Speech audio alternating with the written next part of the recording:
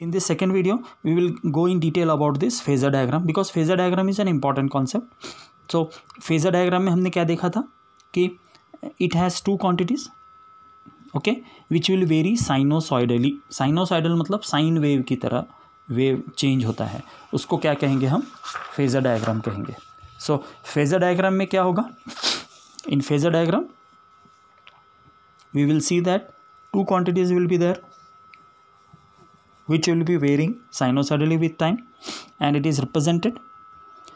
इसमें जो phase difference between these quantities is represented by the angle. इन दोनों के बीच का जो phase difference होगा वो represent किया जाएगा angle से. अभी example लेते हैं. So when a sinusoidal voltage is applied to the circuit, क्या होगा? उसका resulting alternating current भी generate होगा sinusoidal and has the same frequency. उसका जो करंट जनरेट होगा उसका सेम फ्रीक्वेंसी रहेगा. ओके, जब सेम फ्रीक्वेंसी रहेगा as that of the applied voltage, but what will happen? There will be a phase difference. उसमें क्या रहेगा? फेज डिफरेंस रहेगा. फेज डिफरेंस कैसे रहेगा? वो phase difference will be there between the applied voltage and the resulting current. Applied voltage and resulting current in the circuit. Now we can represent the voltage and current as phasor. Voltage and current को हम क्या represent करेंगे? Phasor करेंगे, along with the phase angle between them. Such diagram is called as what? Phasor diagram. तो जैसे अभी इस diagram में देखा था हमने, current and voltage are taken as two phase.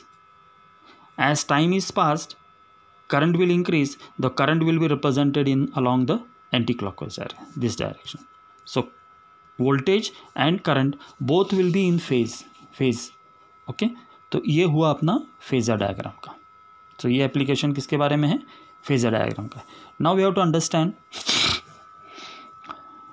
AC voltage to an inductor 7.4. we have to start with the 7.4. 7.4 क्या बोलता है? AC voltage applied across an inductor. Inductor already हमने देख लिया था. It is a coil of high inductance and negligible resistance. Coil है जिसका inductance high है मगर रेजिस्टेंस क्या है? नेग्लिजिबल है.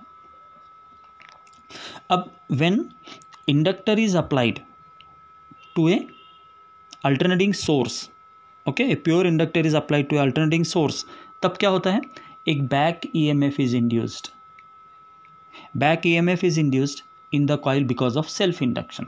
बिकॉज ऑफ सेल्फ इंडक्शन क्या होगा? ए बैक ईएमएफ इंड्यूस होता है in the coil and the induced EMF क्या करेगा? Induced EMF will oppose the change in current. क्यों करेगा? क्योंकि उसको मेंटेन करना है flow of the current. Okay, so applied voltage must be equal and opposite to the induced current. Applied voltage क्या होना चाहिए? Must be equal and opposite. Equal भी रहना है, opposite to the induced voltage at every instant. तो ये concept है किसके लिए? इंडक्टर के लिए. So once again you just read this, I will just read this. When alternating voltage is applied to a pure inductor coil, a back EMF is induced in the coil due to its self induction property. Self induction हमने 6th chapter में पढ़ लिया था electromagnetic induction के. Because of the self induction back EMF will be induced and this induced EMF will oppose the change in current.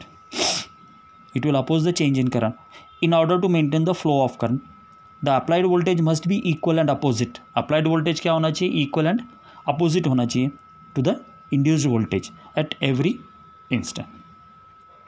Clear हो गया? तो ये है तुम्हारा इंडक्टर. अभी इसके ऊपर एक डेरिवेशन आता है again. What is the derivation? Derive an expression for the instantaneous current in an inductor in an AC circuit with a pure inductor and draw the phasor diagram and mention the phase relation between the current and voltage. current and voltage कैसे होगा? जैसे अभी हमने register के case में देखा था कि करंट एंड रजिस्टर क्या रहेगा? They are in phase. इनके बीच में कोई भी डिफरेंस नहीं रहेगा, जीरो रहेगा फेज डिफरेंस. मगर इंडक्टर में क्या होता है वो अभी हमको देखना है क्या होगा.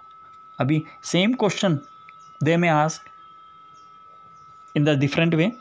Show that voltage leads the current by 90 degree in an AC circuit containing a pure inductor. AC circuit में when voltage is applied to the current, voltage leads the current. voltage आगे रहेगा किससे? करंट से. तो ये हमको derive करना है. ओके, सो इसके लिए you will see the diagram. L is equal to, ये इंडक्टर है. Inductor is connected to a pure AC circuit. Now here in case of inductor, what will happen? This will be the voltage and this will be the current. Voltage and current will be having the difference. Okay, this will be having the difference of how much? 90 degree. कैसे है? ये voltage का है, ये current है. Dash dash line is given by the current and full line is given by the voltage. And phase difference कैसे रहेगा?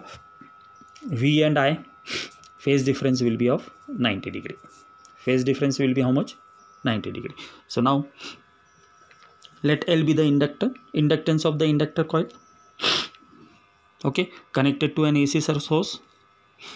The alternating potential difference across the inductor is given by V is equal to V naught sin omega t. Same way पहले derivation में जैसे किया था, same way में हम यहाँ पे करना है. वहाँ पे रजिस्टर था इसलिए हमने ओम्स लॉ अप्लाई किया था, मगर यहाँ पर क्या है? इंडक्टर है तो कौन सा लॉ आएगा? लेंस लॉ हमको यूज़ करना पड़ेगा. सो V is equal to V naught sin omega t, where V naught is what? Peak value of potential difference. Omega is the angular frequency. Let E be the EMF induced in the coil. So when we apply the Kirchhoff's law to the loop, तो क्या हो जाएगा इसका? V plus E is equal to IR. V is what? Potential difference. E is the EMF induced is equal to I into R. But in case of this, R नहीं है इस circuit में, R is not present. So what will happen here? R is 0. So equation क्या हो जाएगा? V plus E. But by the Lenz's law, E is equal to what? Minus of L di by dt. E is equal to what? Minus of L di by dt. So substitute कर देंगे E का value इस equation में, तो क्या हो जाएगा? V minus of L di by dt is equal to 0. Now send this term to second side. तो क्या होगा? V is equal to L di by dt. Now we'll calculate the current. We have to calculate the current. तो current का portion क्या है? di है. तो हम क्या करेंगे? dt और L को सेकंड साइड भेजेंगे. तो di will become what? V by L into dt. इसको दे देंगे equation 2. This is equation 1. V is equal to V naught sin omega t equation 1 है और यह है equation 2. Okay, so what we'll do now from equation 1 and 2? Okay, from equation 1 and 2, di is equal to V by L dt है, तो V का value put कर देंगे from equation 1. तो क्या हो जाएगा equation? di is equal to V naught sin omega t by L into dt. यहाँ तक क्लियर हो गया? Okay, so after this what we'll do? After this concept, we will be integrating. di is equal to this. We want to find out the value of I. I का value find out करने के लिए क्या करना पड़ेगा? Integrate करना पड़ेगा. तो integrate will become what? Integration of both side integrate करना. तो V naught by L will taken as constant. तो di का integration will be I. VL by I integration of sine omega t dt. Now integration of sine omega t क्या होता है? Minus of cause omega t. Omega t का differentiation is omega, तो that will write in the denominator. तो क्या हो जाएगा? V naught by omega L. तो sine omega T minus of 90 degree. Why? Because cos theta, cos omega T can minus of cause omega T can be करना sine omega T minus of 90 degree. So will get I is equal to V naught by omega L. So what is V naught by omega L? We will put I naught sin omega t minus pi by 2. I naught is equal to V naught by omega L. So this is the peak value of current. So from equation 1 and 3, if you'll see equation 1 is what? V is equal to V naught sin omega t.